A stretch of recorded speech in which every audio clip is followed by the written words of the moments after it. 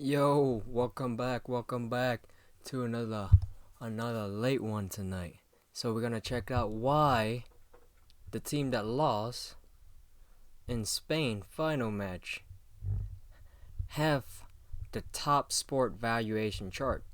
Not Barcelona I'm talking about. The other one. Yeah, let's check it out. Here we go. During the 2023-24 season, Real Madrid posted $1.1 billion in revenue, the first soccer team ever to surpass the $1 billion mark in revenue, and only $100 million less than the Dallas Cowboys, who have... That's crazy. The Dallas Cowboys never win shit, and somehow they still the top team in America. the most revenue in any sport, in any league throughout the world. I'm Michael Ozanian, and I'm a senior sports reporter for CNBC. Also called the America team. Thought it would have been, New England. For the past few weeks, we've been valuing soccer teams at CNBC, and we recently completed our ranking of the world's 25 most valuable soccer teams. Number one on the list is Real Madrid. The Spanish soccer team is worth $6.7 billion, $700 million more than number two ranked Manchester United. But Real is still far behind the world's number one most valuable sports team, the Dallas Cowboys, who are worth $11 billion. What the But hell? Real Madrid may... That's crazy. For the two team that never win anything? No, I'm just kidding. Madrid probably win a lot more than Cowboys had, but it's crazy. be catching the Cowboys soon I on thought another Barca would be up metric, there too, but I revenue. guess not. Last year, Real I guess Madrid if they were up there, generated they would never have to sell $1.1 Messi. billion in revenue, only $100 million behind the Dallas Cowboys.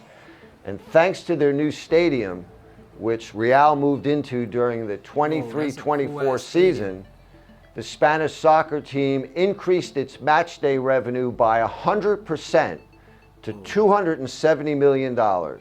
Real generated more money from tickets, from VIP seating, hospitality lounges, where they really pack in those special people that pay a lot to watch those games, and also sponsorship revenue at the new school that pay a lounges, more money from tickets, from VIP How many? Dude, this look like a seat like 70,000 people seating, easily. hospitality lounges, where they really pack in those special That is a people that pay a nice-ass lot to watch stadium, those man. games, and also sponsorship revenue at the new stadium. Real added more Oh, they got seats, that- a they got- retractable roof, they got that put in oil money. VIP lounges, and also sold about $80 million worth of personal seat licenses.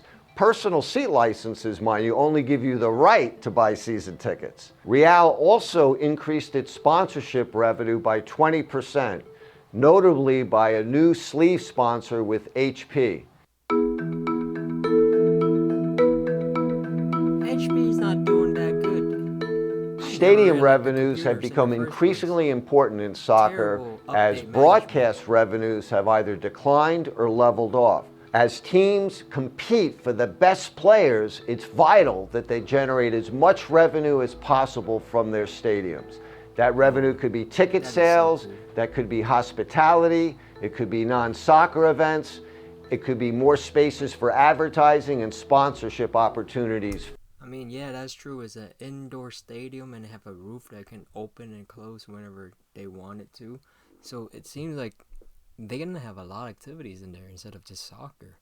On like days that soccer is not like playing. So hey, From rich companies I that do are looking understand to it's a attach good their names and investment. brands to one of the not most just about iconic playing sports teams in the world. Last season, Real spent about $250 million on players, third most in all of soccer, and by far the most in La Liga, which is Spain's number one soccer division. Having the best players gives teams the best opportunities to win on the pitch and also compete and qualify in Europe's Champions League. The Champions League is the most lucrative annual sports tournament in all of sports. Winning the Champions League can mean an additional $150 million in revenue for a soccer team. So you see the vicious cycle here. Spend on players, win on the pitch, generate more revenue, have more money to spend on players. The key thing in European soccer is, unlike US sports leagues like the National Football League, the National Basketball Association, and the National Hockey League, there's no salary cap. Teams can effectively spend as much as they want on players as long as they have the revenue to do it. Another reason why it's important to generate revenue from the stadium is that increasingly we've seen broadcasting revenue decline across European football. Except for the Premier League in England, the other four major European leagues, Spain, Germany, Premier League is still France, watching you. and Italy have all faced strong headwinds in broadcast revenue. That means the teams are going to have to maximize their stadium revenue in order to compete for the best players. Is that Chelsea? Another reason why soccer teams want to generate as much revenue as possible from the stadium is so they could sign the best players. Real Madrid has superstar Mbappe. I really don't think that signing was necessary, guys. I knew he was good, and he was the one that scored all three of your goals on the last match. But I do believe without him being there, I think Vinicius Jr. and what's the other dude? Jude. Yeah, Jude would have scored them goal because they would have been at his spot where he would have been at. He's going to cost Real about $35 million this year. But there are great benefits to signing a player like Mbappe. Apart from being a great player on the pitch and helping the team win, Mbappe has hundreds of millions of social media followers. Those social media followers are something that brands that want to advertise and sponsor. Which makes sense.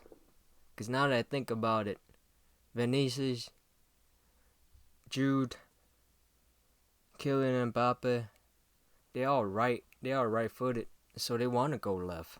And then juke right in order to get that curve in, that top 90 right with their right foot. Yeah, it makes sense. So that's why they all clogged up on the left side, because they all right-footed. If you got a midfielder that's left-footed, chances are he probably run out to the right and then cut in back left. It wouldn't have bothered them too, but they all very dominant with their strong foot, so sponsor with Real Madrid covet. That's why you see the problem. Real was able to get a new sleeve sponsor with HP this year because of its great global brand. And that's why, sorry for stopping again, that's why I think the young kid from Turkey that y'all got from Madrid, he's left-footed. He also play where Jude play. I think he's a good fit. Because he's doing what I'm talking about. And is it Rudiger? No, it's not Rudiger. I forgot his name.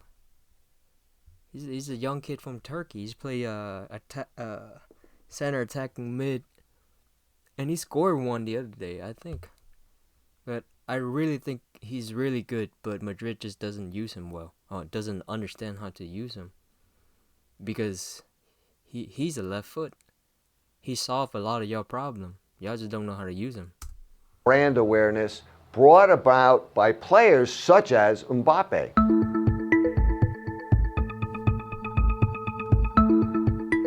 Oh, he's not even in the starting picture. Real Madrid will have a total player wage bill of about $250 million this year.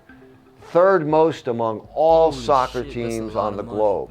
This carries huge risk. What if the team doesn't perform well on the pitch? What if the team doesn't have its past success of competing for the Champions League or winning La Liga? There's another risk also. The team took on about $1.3 billion of debt to complete all the renovations at its stadium. What if there's a recession? What if you have a weak economy and sponsorship falls off?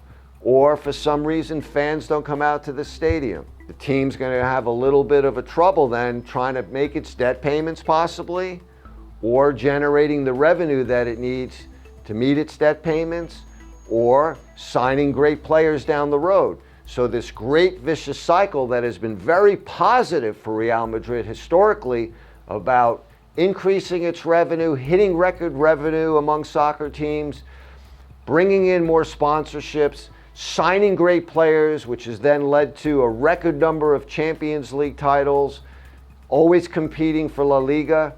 That could also reverse course if the team doesn't perform on the pitch. Which this year happened. Oof. Oof. I hope this video didn't come out too soon. Well, and that is it for this video, yo. Well, it was interesting to know why Madrid. I think they have a good investment as a team, and especially in the stadium that they have. So, hey, I think they got a bright future. Unlike Barca, I don't think they have the stadium issue down, because this stadium looked very bare bones since the time Messi was there. So, yeah. Yep. Until next time, yep. I'm out.